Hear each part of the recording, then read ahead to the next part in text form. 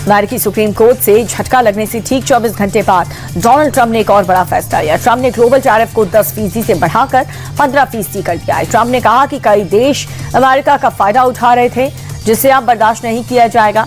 हालांकि उन्होंने साफ किया है कि भारत के साथ हुई ट्रेड डील में कोई बदलाव नहीं होगा। ये एक नया टैरिफ 24 फरवरी से लागू होगा। ट्रंप ने कोर्ट के फैसले की आलोचना करते हुए इसे देश के लिए कलंक बताया और कहा कि वो झुकने वाले नहीं हैं। स्वामी अविमुक्तेश्वरानंद की मुश्किलें बढ़ने वाली हैं। नाबालिगों के यौन शोषण के मामले में पॉक्सो स्पेशल कोर्ट ने एफआईआर दर्ज कराने का आदेश दिया। स्वामी अविमुक्तेश्वरानंद और उनके शिष्य मुकुंदानंद गिरी के खिलाफ प्रयागराज के झूंसी थाने में मामला दर्ज किया जाएगा। शाकुंभरी पीठाधीश्वर आशुतोष ब्रह्मचारी ने अविमुक्तेश्वरानंद के आश्रम में नाबालिगों के यौन शोषण का आरोप लगाया था। 13 फरवरी को 2 पीड़ित नाबालिगों का बयान भी कोर्ट में दर्ज कराया गया था। कोर्ट के एफआईआर दर्ज करने के आदेश पर स्वामी अविमुक्तेश्वरानंद की पहली प्रतिक्रिया सामने आई। स्वामी अविमुक्तेश्वरानंद ने अपनी सफाई में कहा कि मेरे ऊपर झूठे केस लगाए गए हैं। जिसने आरोप लगाया है वो खुद एक हिस्ट्री शीटर है। शंकराचार्य ने कोर्ट पर भरोसा जताते हुए कहा कि फर्जी केस फर्जी ही साबित होगा। मैं सच्चाई के रास्ते पर चलता हूं और इसीलिए ऐसे झूठे आरोपों से मुझे कोई फर्क नहीं पड़ता। ग्रेटर नोएडा में सीएम योगी आदित्यनाथ ने सेमीकंडक्टर यूनिट की आधारशिला रखी। पीएम मोदी भी इस कार्यक्रम में वीडियो कॉन्फ्रेंसिंग के जरिए जुड़े। प्रधानमंत्री ने कहा कि नोएडा सेमीकंडक्टर का पावर हाउस बनेगा। ग्लोबल चिप इकोसिस्टम में भारत की मौजूदगी में मजबूती मिलेगी। पीएम ने कहा कि भारत को चिप बनाने के मामले में आत्मनिर्भर बनना है। भारत दुनिया के लिए भरोसेमंद पार्टनर बनकर उभरेगा। बता दें कि नोएडा में hitech semiconductor union HCL group और फॉक्सकॉन के निवेश से बनकर के तैयार होगी।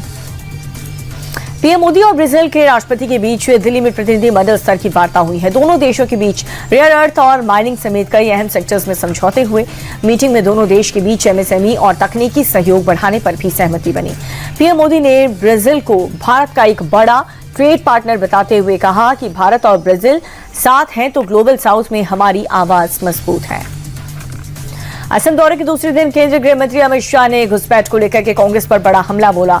अमित शाह ने कहा कि कांग्रेस ने सिर्फ अपने फायदे के लिए असम को घुसपैठियों का अड्डा बना दिया। देश को घुसपैठ मुक्त कराने के लिए कलेजा, हिम्मत और दृढ़ संकल्प चाहिए।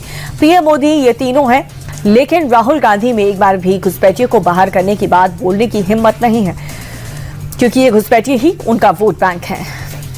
वडोदरा के अनगर क्षेत्र में उस वक्त हड़कंप मच गया जब रेलवे ट्रैक पर संदिग्ध वस्तु मिली। सूचना मिलते ही मौके पर पुलिस की टीम पहुंची और साथ ही FSL की टीम की मदद ली गई। लेकिन जब जांच की गई तब पुलिस को शादी में इस्तेमाल होने वाले फूटे हुए कोल फायर मिले।